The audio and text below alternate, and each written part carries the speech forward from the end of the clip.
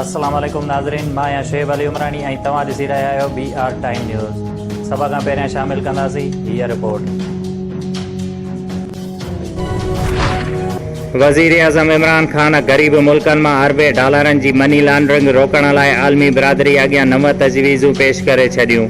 Video link ज़रिए ख़िताब कंदे वज़ीर आज़म चयो त उसरंदड़ मुल्कनि मां हर साल $1 ट्रिलियन स्मगल कया वञनि था। सिंध जे वॾे वज़ीर मुराद अली शाह सिंध जे बरसात मुतासिरनि जे लाइ आलमी इदारनि खे मदद जी अपील न करण ते वफ़ाक़ी सरकार ख़िलाफ़ सख़्त एहतिजाज। कराचीअ में प्रेस कॉन्फ्रेंस दौरान वॾे वज़ीर चयो त वफ़ाक़ी सरकार बेहसीअ जी इंतिहा करे छॾी आहे। वज़ीर आज़म मुंहिंजे ख़तनि जा जवाब न पियो ॾिए, नए सूबे जो सवाल ई पैदा नथो थिए। सिंध जे मसइले ते अवाम असां सां गॾु आहे। सिंध हुकूमत सूबे में बिजली ऐं गैस जे बहरान जो ज़िम्मेवार वफ़ाक़ खे करार ॾेई छॾियो।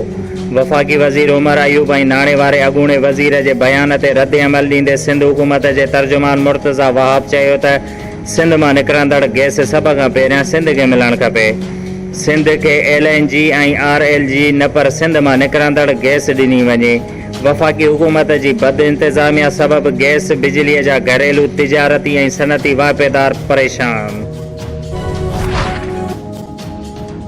तवानाईअ जे वफ़ाक़ी वज़ीर उमर अयूब चयो आहे त कराचीअ समेत सिंध गैस जी खोट खे मुंहुं ॾेई रही आहे। गैस लाइन विछाइण लाइ सिंध हुकूमत रस्तो न ॾिनो, जंहिं सबबि गैस जो बहरान पैदा थियो।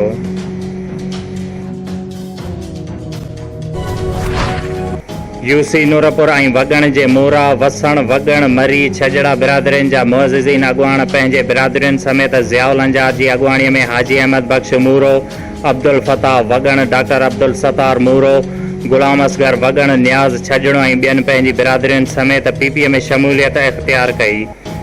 उन मौक़े ते ज़िया हुसैन लंजार चयो त PP हिकु समुंड आहे। PP ज़िले नौशर फ़िरोज़ में इनक़लाब आणे छॾियो। रईसनि ऐं बौतारनि जो हाणे दौरु नाहे रहियो। हिन वक़्तु हर माण्हूअ खे ख़बर आहे त कहिड़ी पार्टी कमु पई करे।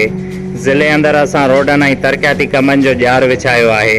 चेयरमैन पीर कुर्बान चयो त हाणे माण्हू सुजाॻ थी चुका आहिनि। हाणे मोरा ऐं वसण बिरादरियुनि 40 सालनि जो नातो तोड़े PP में शामिल थी पार्टीअ खे वधीक मज़बूत बणाए छॾियो, जंहिं में MPA मुमताज़ चांडियो, ज़िलई सदर फ़िरोज़ जमालीअ पिणु ख़िताब कयो।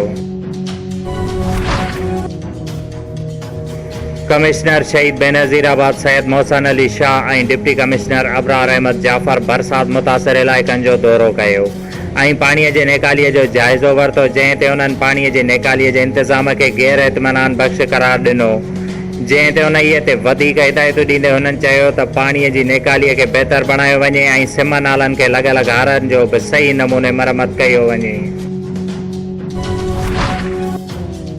डिस्ट्रिक्ट नौशहर फ़िरोज़ पुलिस लाखा रोड पुलिस जवाबदार अब्दुल हकीम लाखो जेको चोरीअ जे केस में घुर्बल हुयो गिरफ़्तार करे वरितो। न्यू जतोई पुलिस जवाबदार सचल ख़ासकेली क़त्ल जे इरादे में रूपोस जवाबदार खे गिरफ़्तार करे वरितो।